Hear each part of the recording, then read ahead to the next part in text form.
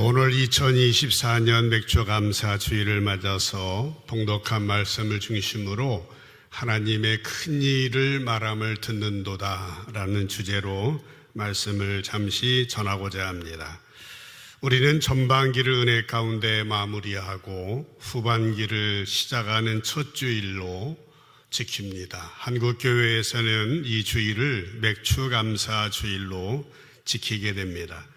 맥주감사절은 구약의 맥주절에서 유래하였습니다. 잘 아시는 대로 출애굽기 23장 16절 말씀해 보시면은 맥주절을 지키라 라고 하는 말씀으로 시작합니다. 맥주절은 내가 수고하여 밭에 뿌린 것에 첫 열매를 거둠이라 말씀하고 있습니다. 그런 가을의 수장절, 연말에 밭에서 거두어 저장한 함을 감사하는 일종의 추수감사절도 있습니다마는 맥주절이라는 이 절기를 지켰습니다.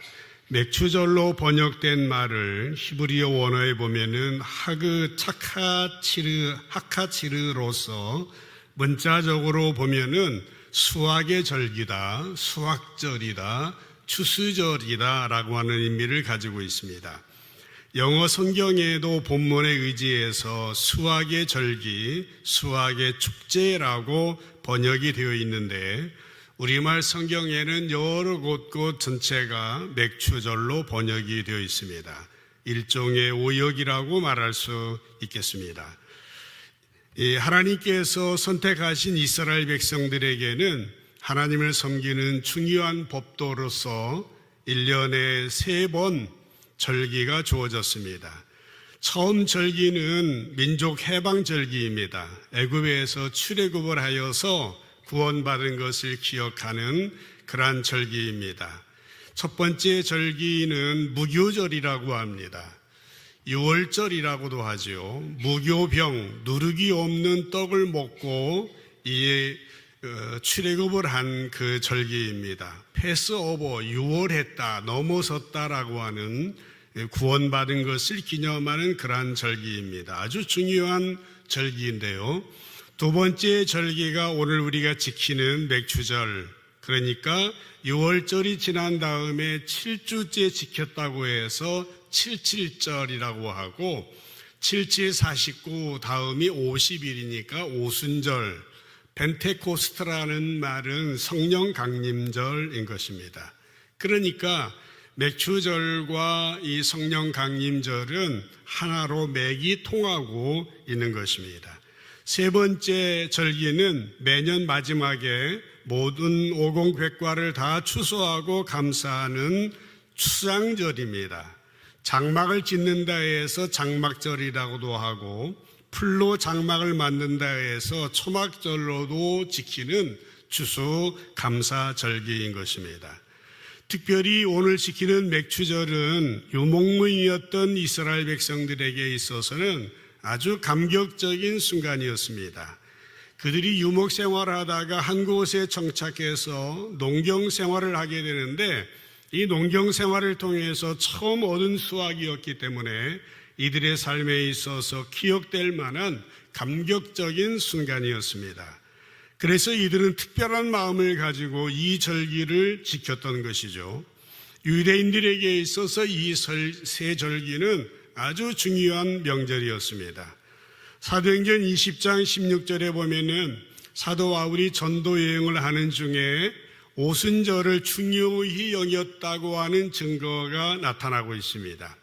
바울이 아시아에서 지체하지 않기 위하여 에베소를 지나 배 타고 가기로 작정하였으니 육지로 가지 아니하고 배 타고 빨리, 왜 그렇습니까? 될 수 있는 대로 오순절 안에 예루살렘에 이르려고 급히 갔다라고 성경은 기록하고 있습니다. 오순절날 로마 제국의 이곳저곳에 흩어져 있던 수많은 유대인들, 흩어진 유대인 디아스포라들은 이 절기를 지키기 위해서 예루살렘에 모여들었는데 바울도 유대인이었기 때문에 오순절을 예루살렘에서 보내고 싶었던 것 같습니다. 그래서 선교 여행 중에 오순절이 며칠 남지 않은 걸 알고 에베소를 지나서 예루살렘으로 바로 가려고 했던 것입니다. 오늘 저와 여러분이 함께 읽었던 본문 말씀 가운데 보면은 이제 외국에서 여러 순례자들이 왔다고 하는 그 지명들이 많이 나오고 있는데 9절에서 11절을 지도로 한번 여러분이 보시기 바랍니다. 제가 읽는 9절을 이제 위치를 찾아가면서 한번 따라오시기 바랍니다. 9절에 보면 어떤 말씀이 나오냐면 우리는 바데인과 바데 검정으로 변했죠. 바데인과 또 메데인과 그리고 엘람인과 또 메소포타미아, 유대와 가바도기아, 본도와 아시아, 부르기아와 밤빌리아, 애굽과 및 구레네에 가까운 리비아 여러 지방에 사는 사람들과 로마로부터 온 나그네 곧 유대인과 유대교에 들어온 사람들과 그레이데인과 아라비아인들이라. 이렇게 세계의 각지에 흩어져 있던 사람들이 오순절을 맞이하여서 예루살렘의 명절을 지키려고 왔다라고 하는 것입니다. 이 날이 바로 오순절, 맥추절, 성령 강림절, 교회가 시작된 이 순간인 것입니다. 이 사람들은 대부분이 지중해 연안 로마 제국 곳곳에 흩어져 살고 있었던 유대인 디아스포라들이었습니다. 이들 중에는 유대교에 들어온 사람, 개종한 사람들도 있었던 것이죠. 이들은 모두 오순절을 예루살렘에서 지켜야 한다는 율법을 충실하게 지키기 위해서 자기가 살던 곳곳에서 예루살렘으로 올라온 것입니다. 우리가 이런 내용들을 종합적으로 보게 되어지면은 이제 처음 열매를 맺은 맥추절의 의미와 오순절과 성령 강림절, 교회가 시작된 성령 강림절이 일치한 것을 보면은 결코 우연이 아니다. 분명히 하나님께서 치밀하게 계획하시고 의도하신 일이라는 생각이 듭니다. 왜 그렇습니까? 모든 유대인들이 맥추절에 풍소랑 열매를 거두어서 하나님께 감사했던 것처럼 또 오순절에 흩어져 있던 유대인 디아스포라들이 예루살렘에 모였던 것처럼 이제는 성령 강림으로 말미암아 모였던 그들이 전 세계에 흩어져서 하나님의 교회를 이루게 되어질 것이라고 하는 이런 내용이 이 절기 속에 포함되어 있다라고 하는 것입니다.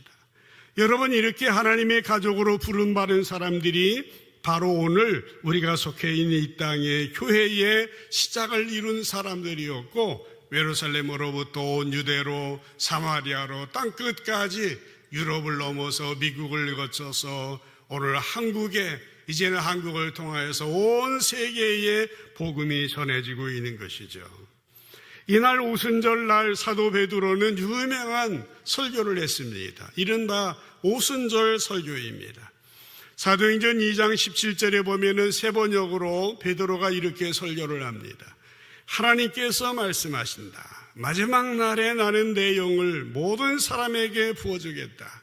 너희 아들들과 너희 딸들은 예언을 하고 너희 젊은이들은 환상을 보고 너희 늙은이들은 꿈을 꿀 것이다 라고 하는 것입니다. 우리 자녀들이 예언하고 젊은이는 환상을 보고 늙은이는 꿈을 꾸게 된다라고 하는 것입니다. 여기서 말하는 예언이 뭐고 환상이 뭐고 꿈이 뭡니까? 한번 설명한 적이 있습니다만은 무슨 개인적인 의미에서 환상이나 꿈이나 예언이 아니라 이제 우리가 꼭 봐야 될 예언과 환상한 꿈은 바로 하나님 나라에 관한 것이다 라고 하는 것입니다. 여러분, 하나님의 나라가 무엇입니까? 하나님께서 왕이신 나라, 하나님이 통치하시고 다스리시는 그 나라, 하나님의 백성들이 순종하는 그 나라인 것입니다. 주님이 통치하시고 다스리실 때에 그 나라는 평안이 있고 그 나라에는 자유가 있고 그 나라에는 기쁨이 있더라라고 하는 것입니다. 우리의 생각과 우리의 경험과 이성으로는 하나님 나라에 대해서 잘 모를 수 있습니다. 그러나 하나님께서 우리에게 성령을 부어주시게 되면 우리의 자녀들이 예언을 하고 젊은이는 환상을 보고 어른들은 꿈을 꾸게 되어질 것입니다. 이들을 통하여 하나님의 나라가 세워진다라고 하는 사실이에요. 이것이 바로 성령 강림절의 의미인 것입니다. 사도 바울도 하나님의 그 마음, 예수님의 그 마음을 알았기 때문에 동일한 환상과 비전과 꿈을 꾸었습니다. 로마서 1장 5절에 보시게 되면은 사도 바울은 그로 말미암아, 예수로 말미암아 우리가 은혜와 사도의 직분을 받아 그의 이름을 위하여 모든 이방인 중에서 믿어 순종하게 하나니라고 말했습니다. 세 번역으로 이 구절을 보면은 우리는 그를 통하여, 예수를 통하여 은혜를 입어 사도의 직분을 받았는데 그것은 우리가 그 이름, 예수 이름을 전하여 모든 민족들이 믿고 순종하게 하려는 것이다 라고 말하고 있는 것입니다. 로마서 뒷부분이 로마서 15장 16절 말씀 가운데도 이 은혜는 곧 나로 이방인을 위하여 그리스도 예수의 일꾼이 되어 하나님의 복음의 제사장 직분을 하게 하사 이방인을 제물로 드리는 것이 성령 안에서 거룩하게 되어 받으실 만하게 하려 하심이라 라고 말씀했습니다. 새로운 때인 쉬운 성경으로 이 구절을 다시 보겠습니다. 하나님께서는 나를 이방인을 위한 그리스도 예수의 일꾼이 되게 하셨습니다.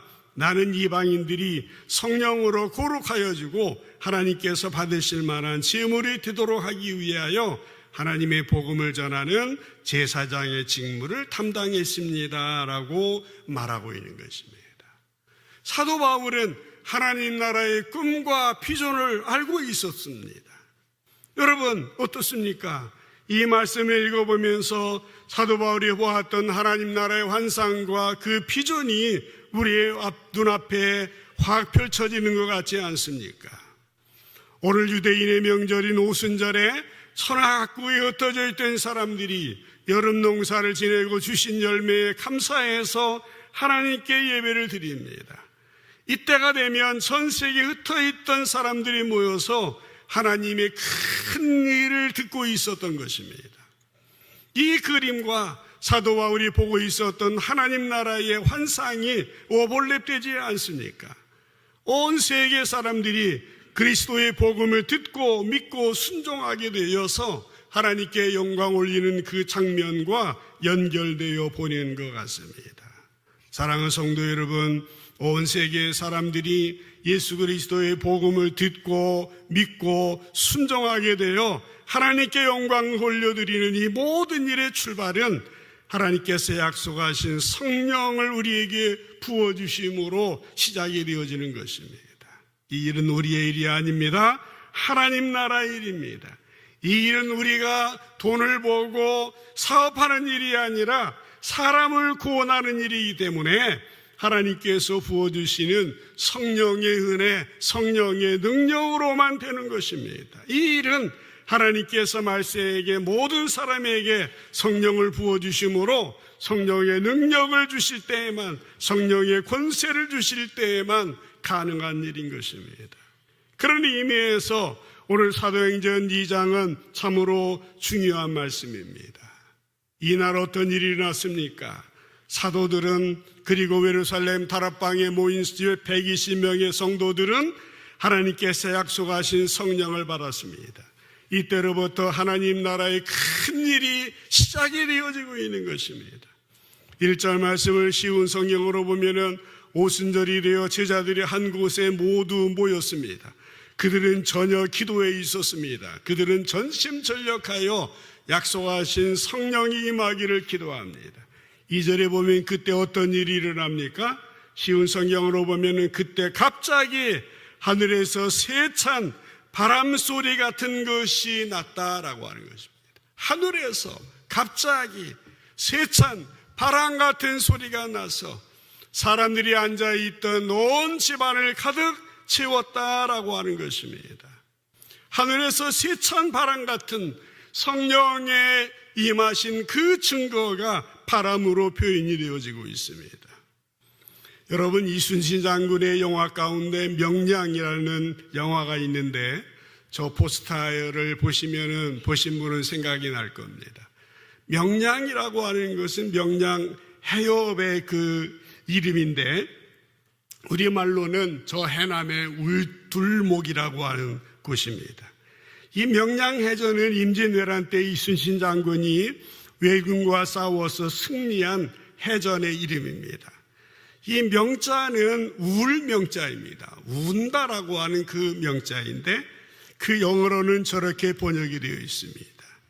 명량은 원래 해협을 가리키는 지명으로서 바닷물길이 좁은 해협을 지나면서 해오리 바람처럼 소리를 내면서 요동을 친다고 합니다. 그래서 울둘목, 소리낸다라는 그 명량인 것입니다. 이날 오순절 처음 교회가 시작된 그날 사도행전 2장 1절에 보면은 제자들이 다 한 곳에 모였습니다. 2절에 보면 호련히 하늘로부터 급한 강한 바람 같은 소리가 불어 닥쳤다라고 하는 것입니다. 여러분, 성경에 보면 항상 성령님의 역사는 바람과 연결된 것을 보게 됩니다. 성령님과 바람이 연결된 것은 매우 자연스러운 일입니다.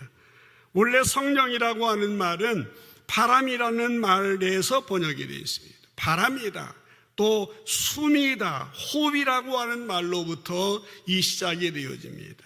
히브리 말로는 루하흐이고 헬라어로는 푸뉴마로 이렇게 써져 있는데, 옛날 우리가 개역성경 이전에 보던 구역성경이라는 성경에 보면은 이 성령을 성신이라고 번역되기도 했고, 그 전에는 숨결, 숨님이라고 번역했을 때도 있었던 것입니다.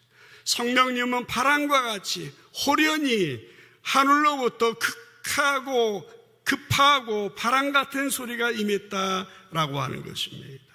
그래서 온 집에, 2절에 보면은 호련히 온 집에 이 바람 같은 소리가 가득했고, 계속해서 3절을 보면 어떤 현상이 나타납니까? 마치 불의 혀같이 갈라지는 것들이 그들에게 보여 각 사람 위에 임했다라고 하는 것입니다. 불의 혀, 바람으로도 표현되고 불로도 표현되고 있는 것입니다. 마태복음 3장 11절에 보면은 세례 요한은 예수님이 오셔서 하실 일을 미리 소개하는 중에 나는 너희로 회개하기 위하여 물로 세례를 베풀지만은 내 뒤에 오시는 예수님은 나보다 능력이 많으시니 나는 그의 신을 들기도 감당하지 못하겠노라 하면서 그는 뭐와 뭘로 세례를 베푼다고 했습니까? 성령과 불로라고 했습니다. 바람 같은 성령의 역사와 불 같은 성령의 역사, 바람같이 임해던 그 성령이 이제는 불과 같이, 불은 어떤 일을 합니까? 태워서 없애는 겁니다. 정결하게 하는 거예요. 깨끗하게 거룩하게 한다는 의미인 것입니다. 여러분, 오순절날 예루살렘 다락방에 모인 사람들 위에 불의 혀와 같이 갈라지는 것이 그들 위에 하나씩 임하게 되었는데, 이것은 그들 속에 있었던 모든 더러움과 모든 죄와 욕심과 욕망을 태워 정결하게 한다는 의미인 것입니다. 예루살렘 다락방에 모인 120명의 성도들의 심령 속에 모든 죄와 욕심과 욕망은 태워져 정결하게 되었던 것입니다. 이들이 나가서 하나님 나라의 큰 일을 전하게 되었다라고 하는 것입니다. 전에도 소개했지만 성령령의 대가이신 R.A. 토레이 목사님은 순종을 하나님께 드리는 번제와 같다고 설명하였습니다. 순종하는 사람은 자기 자신을 번제물로 하나님께 드리는 것이에요. 제단에서 불이 나와 제물을 태우고 하나님께서 그 제물을 받으시는 것처럼 순종은 하나님께 우리 자신을 온전히 태워서 하나님께 드리는 번제와 같다는 것입니다. 이렇게 본다면 성령의 불꽃이 각 사람에게 내렸다고 하는 것은 거기 모인 모든 사람들이 하나님께 자기 자신을 태워서 번제물로 드렸다는 의미이고, 하나님은 그 번제물을 받으셨다는 의미인 것이에요. 그러니까 하나님께서는 오순절날 예루살렘 다락방에 예수님이 제자들과 120명의 문도들을 집어넣으셨고, 하늘에서 세찬 바람 같은 것이 불게 하셨고, 온 집안에 하나님의 영, 하나님의 숨이 가득하게 하셨으며 제자들 속에 있는 모든 불필요한 것들을 태우셔서 그들을 청결하게 하시고 번제 제물로 받으셨던 겁니다. 이 모든 과정 하나하나가 하나님의 큰 일을 위해서 하나님이 하신 일이었던 것입니다. 여기에서 사람이 의지적으로 한 일이 있다고 한다면 한 가지입니다. 오직 주님의 말씀대로 예루살렘을 떠나지 아니하고 한 곳에 머물러 약속하신 성령을 기다렸다는 그것뿐인 것입니다. 이렇게 하나님의 일이, 하나님의 교회가 시작된 것입니다. 사랑하는 성도 여러분, 우리가 예수 믿고 구원받아 하나님의 자녀가 되었는데 우리가 이 일을 시작한 것이 아닙니다. 성령님이 역사하신 겁니다. 오늘 한 자매가 세례식에 참여하게 되어질 것입니다. 그 자매의 간증을 들어보면 하나님이 하시는 일이라는 사실을 우리는 이제 믿음으로 받아들이게 되는 것입니다. 사람의 일이 아니라 하나님이 하시는 일입니다. 여러분, 아직도 왜 우리가 성령에 대해서 알아야 하느냐, 성령을 받아야 하느냐 하는 그 문제에 대해서 확신이 없는 분이 계십니까? 성령을 받지 않아도 교회 나올 수 있고 믿음 생활할 수 있고 봉사할 수 있을 것 같은데 왜 성령 받아야 하냐고 질문하실 수도 있겠습니다만은, 그러나 우리는 꼭 기억해야 됩니다. 우리가 신앙생활하면서 가장 중요한 것은 우리의 믿음 생활은 나의 생각이나 나의 판단이나 나의 의지로 하는 것이 아니라 성령님의 인도하심을 받아야 한다라고 하는 것입니다.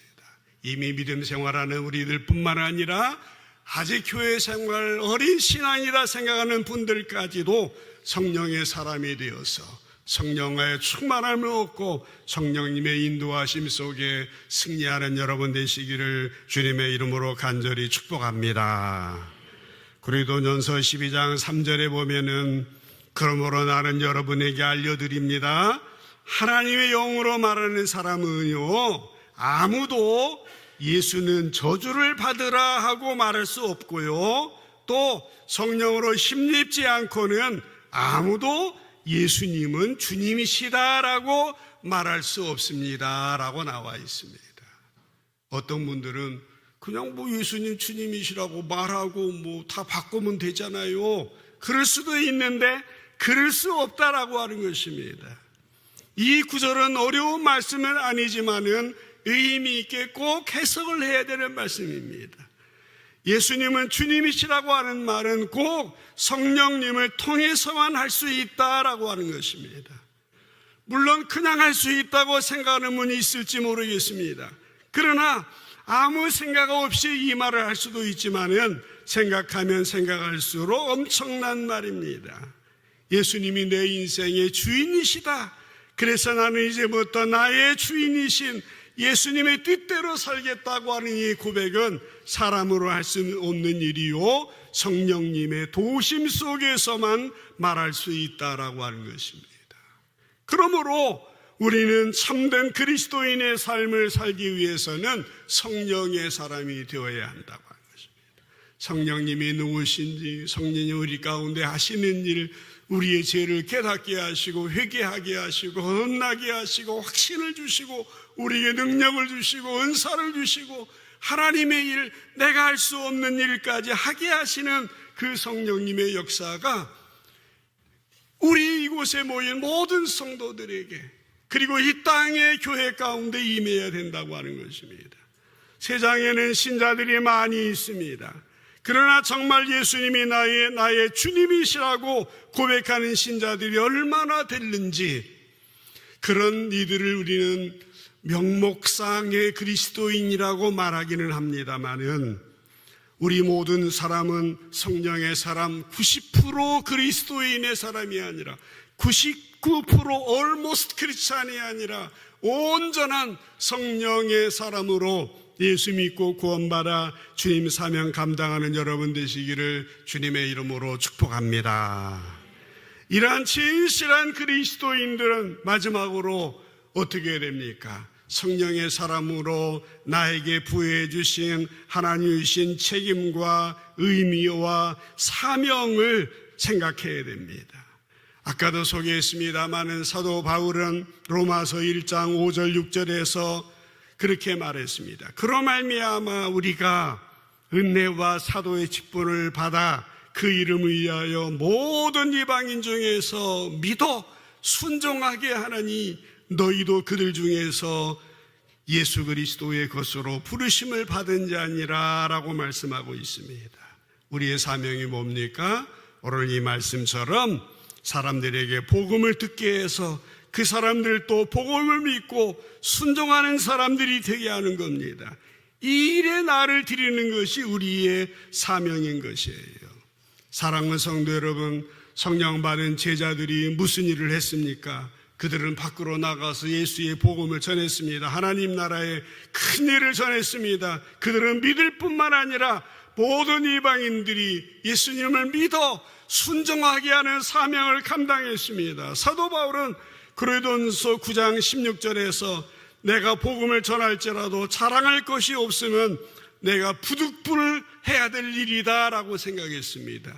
만일 복음을 전하지 아니하면 내게 화가 있을 거라고 그런 사명, 이런 심정을 가지고 복음을 전했습니다.